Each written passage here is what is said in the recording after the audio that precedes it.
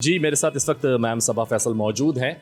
ईद का मौका है, तो मैं सबसे पहले इनसे तो ये जानूँगा कि एदी चाइल्ड होम के अंदर ईद की जो तैयारियां हैं वो कैसे की जाती हैं और कितने मरहाइल से गुजरना पड़ता है, क्योंकि इतने सारे तादाद में माशाल्लाह बच्चे हैं तो सारे सबकी अलग अलग पसंद होती है। तो कैसे इस चीज़ को देखा जाता है, तैयारियां कैसे की जाती हैं और रमज़ानों में कब से तैयारियां शुरू कर दी जाती हैं? बहुत सारे इस तरह के सवालात हैं, इनसे बात करते हैं। अस्सलाम वालेकुम।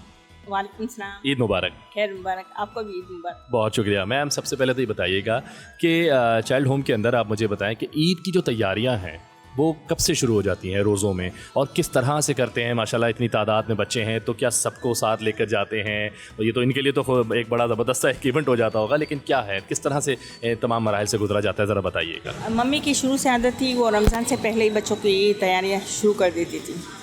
और ये कि फिर रमज़ान में बहुत रश होता है, रोज़े भी होते हैं, बच्चे भी रोज़े रखते हैं, तो थकावट होती है बच्चों में और सारा दिन हमारा जैसे भाग दौड़ में निकलता है, तो इसलिए ईद रमज़ान में हम करते नहीं हैं। जो थोड़ी बहुत जैसे चूड़ियाँ हैं, वो ये हेयरबिन वगैरह होती हैं, तो इस तरह से थोड़ी बहुत जो चीज़ें होती हैं वो लास्ट में हम ले लेते हैं, क्योंकि वैसे तो कपड़ों की वो सारी चीज़ें हम पहले से ही ना तैयारी कर लेते हैं। अच्छा मैम, ये बताएं कि मैंने देखा माशाल्लाह बच्चे बड़े खुश हैं और जो है वो इनको काफ़ी सारे तोहफ़े भी मिले हैं, चीज़ें मिली हैं।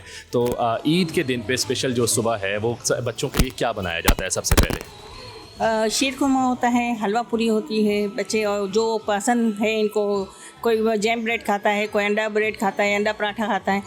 इनकी मर्ज़ी से हम वो जो ये कहते हैं ना उन बना के देते हैं। और वैसे हलवा पूरी तो सब बच्चों के लिए ही होती है। हलवा पूरी मतलब ईद वाले दिन भी ज़रूरी है बच्चों के लिए? जी जी, वो ईद वाले दिन ज़रूरी होती है। वैसे तो हर संडे को होती है, इनका बांधा हुआ है मेन्यू, हर संडे को इनकी हलवा पूरी होती है, मगर ईद के दिन खास तौर पे होती है। खास तौर पे होती है।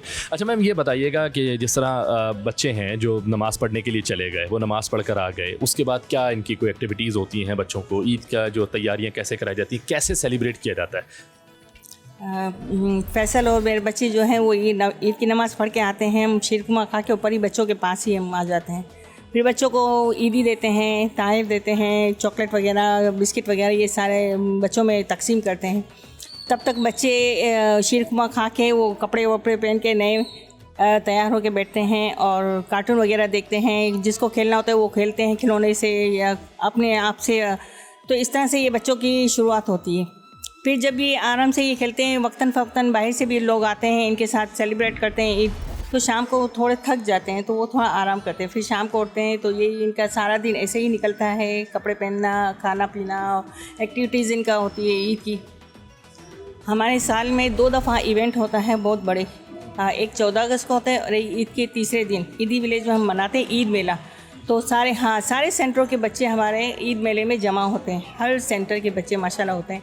तकरीबन ये 600-700 बच्चे जो होते हैं वो सारे जमा होते हैं और तैयारियां होती हैं बच्चों की। बच्चों ने टेबलो वगैरह तैयार किया होता है, तो वो इसमें परफॉर्मेंस करते हैं। दूसरे बच्चे, हर सेंटर के बच्चे कुछ ना कुछ तैयारी करके आते हैं। तो इस तरह से ये सारे बच्चे मिल के वो सारा सेलिब्रेट करते हैं। देखिए इतना अच्छा आप लोग माशाल्लाह इस बच्चों को जो है इनकी जो है देखभाल कर रहे हैं, हर चीज़ है। मुझे ज़रा थोड़े से बच्चों के बारे में बताइएगा। आप लोगों ने ऐसे लोगों के लिए, अगर जो यहाँ पर आता है, अगर खुदा न खास्ता वो उस वक्त आप लोग वहाँ मौजूद हैं और आपके हैंड ओवर कर रहा होता है बच्चा, तो उससे क्या आप लोगों की गुफ्तगू होती है? क्या वो किसी मजबूरी के तहत हो रहा है? और फिर किस तरीके से, अगर कोई वालिदैन खुद आ रहे हैं अपने बच्चों को छोड़ने, तो क्या उनसे जो है लिखत पढ़त होती है, क्या मामला होता है? पहले तो ये जो झूले में जो डालते हैं, हम उनसे कुछ पूछते नहीं हैं, कुछ भी नहीं। ईदी साहब का कहना है कि उनकी क्या मजबूरी होगी हम नहीं पूछ सकते, इनके क्या परेशानियां हैं या कुछ और मसले मसाइल होते हैं तो हम पूछते नहीं हैं, वो डाल देते हैं झूले में। और अगर बिलफर्ज थोड़े बड़े बच्चे होते हैं, वो आके दाखिल करवाते हैं हमें, तो हम मना नहीं करते। हाँ, हम ये कहते हैं कि देखो, पहले तो माँ बाप का फ़र्ज़ होता है बच्चे अपने पास रखें। यहाँ पे ज़रूर ईदी साहब ने बहुत सारे सेंटर्स बनाए हैं कि यहाँ पे आएँ और बच्चों को दाखिल करवाएं, मगर देखें घर से बेहतर कोई जगह नहीं होती और माँ बाप से बढ़ के कोई और नहीं होता। इनकी वफ़ात के बाद सारी ज़िम्मेदारी मैंने उठाई। जिस तरह से मम्मी करती थी शुरू से, बच्चियों की शादियाँ करवाई, बच्चों को एडॉप्शन में दिया, जो बच्चे यहाँ पे हैं दाखिल उनकी केयर की, माँ की तरह मोहब्बत इनको दी। तो यही मम्मी ने मुझे अपनी ज़िम्मेदारी सौंपी। आखिरी इनके अल्फाज यही थे इंतकाल से 2 घंटे पहले कि सबा आपको ख्याल रखना है सब बच्चों का। तो तो यही अल्फाज थे और मैं इसी पे कायम हूँ और इंशाल्लाह आप दुआ करें कि हमेशा मैं इन्हीं बच्चों के साथ में रहूं और इनकी खुशियां बांटूं, इनकी खुशियों में शरीक हूं। इनकी तालीम और तरबियत के हवाले से मैं आपसे पूछना चाहूँगा कि क्या सिस्टम है एजुकेशन का, तो क्या आप जो स्कूल्स वगैरह हैं वो प्राइवेट हैं, गवर्नमेंट हैं जहाँ पे इन बच्चों का दाखिला है, और अगर कोचिंग्स वगैरह में जाते हैं तो क्या सिलसिला है, तो ये प्रॉपर कैसा इस निज़ाम को आप लोग कैसे जो है वो हैंडल कर रहे हैं, क्या एजुकेशन सिस्टम? पहले बच्चे बाहर स्कूल में जाते थे, फिर वो ज़ाहिर है वो दूसरे बच्चों के साथ जाते थे, तो दूसरे बच्चे जो ज़ाहिर वो स्कूल एक प्राइवेट स्कूल होती है या, तो ये दूसरे बच्चे थोड़े तंग करते थे इनको, और ज़ाहिर है वो कहते ईदी से आए ये, तो इस तरह से बातें होती, फिर वो बाहर का माहौल और ये इस तरह से, तो फिर पहले बहुत जाते थे हमारे बच्चे, फिर वहाँ से हमने ख़त्म कर दिया वो सिलसिला। हमारे सेंटर जितने सेंटर हैं उसी के अंदर में हमने स्कूल एक बना के रखा हुआ है, तो इनका सारा मेन्यू सेट है, सुबह से मदरसा भी यहीं पे, ट्यूशन भी यहीं पे और स्कूल भी यहीं पे। मुझे ये बताइएगा कि अक्सर लोग होते हैं बच्चों को अडॉप्ट करना चाहते हैं, तो क्या इस तरह का अगर कोई सिलसिला होता है और कोई यहाँ पर आते हैं कि वालिदैन बच्चों को अडॉप्ट करना चाहें, तो क्या प्रोसेस क्या होता है, और ये बच्चे के अपने ऊपर होता है कि वो जाना चाह रहा है या नहीं जा रहा है, या फिर आप लोग इस चीज़ को टैकल करते हैं? बड़े बच्चे नहीं देते, जो न्यू बॉर्न होते हैं वो देते हैं। इसके लिए प्रोसीजर ये है कि पहले फॉर्म जमा करते हैं, ये फॉर्म जमा करते हैं तो हम मियाँ बीवी का दोनों का इंटरव्यू करते हैं कि आपस में मियाँ बीवी बनती है या इनके फैमिली मेम्बर्स जो एग्री हैं एडॉप्शन के लिए, तो सारा इंटरव्यू 2 से 3 दफ़ा हम इंटरव्यू लेते हैं और सारा थोड़ा ये होता है कि फैमिली इनकी अच्छी हो, हाँ, और बच्चों का हर तरह से ख्याल रखने वाली हो। फ़िलहाल तो अभी हमने बंद रखा हुआ है इसलिए कि बच्चे नहीं आ रहे, जो बच्चे आ रहे हैं वो ज़्यादातर प्री मैच्योर आ रहे हैं, तो वो ज़िंदा नहीं रह पाते।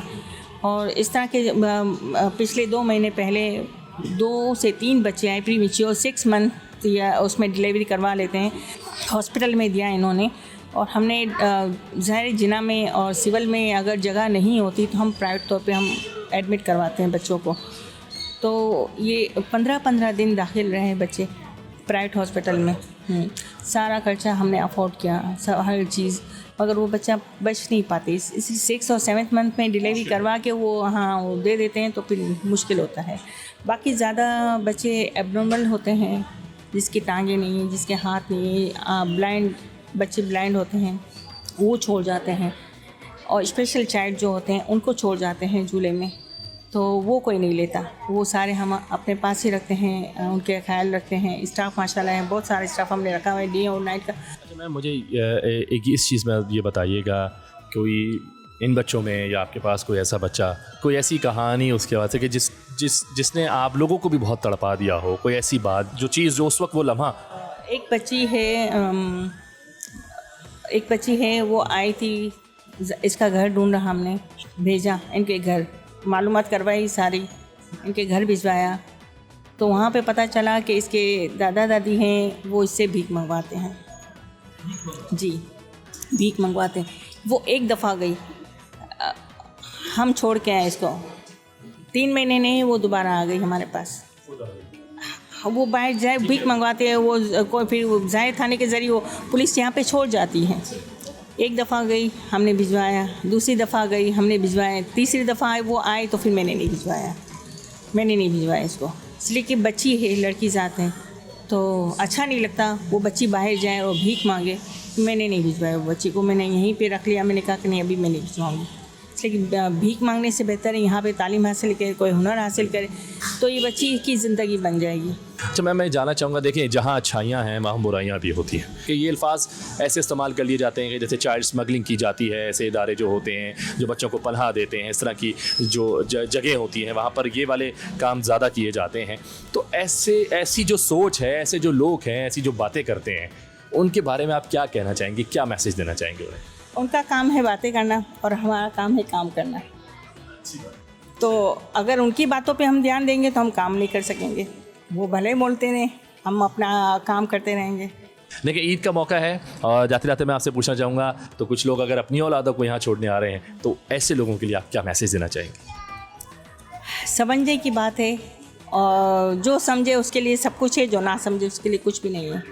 तो मैं यही कहना चाहूँगी कि बच्चे हैं, बच्चे अल्लाह की नेमत, बहुत बड़ी नेमत है, तो इनको अच्छा इंसान बनाएं, घर का माहौल दें, ये ना कि हम फेंक दें बाहर, कूड़े कचरों में डाल दें। बहुत सारे बच्चे मिले हैं कूड़े कचरों से, जिसका कान काटा हुआ है, नाक काटा हुआ है, हाथ की उंगलियां काटी हुई हैं। तो ये इस तरह से एक गुनाह करके दूसरा गुनाह ना करें हम, और अपनी ज़िम्मेदारी खुद उठाएं, दूसरों के कंधे पे ना डालें। जो इंसानियत की खिदमत है इन्होंने जो शुरू की, ईदी साहब ने, बिल्किस ईदी ने बहुत बड़ी कुर्बानियाँ दी। अपने घर को नहीं देखा, बच्चों को नहीं देखा, मगर ये बच्चों को अपने पास रखा, इनसे मोहब्बत की। तो यही सबसे बड़ी इंसानियत है। बढ़ चढ़ के इंसानियत के लिए काम करें आप लोग।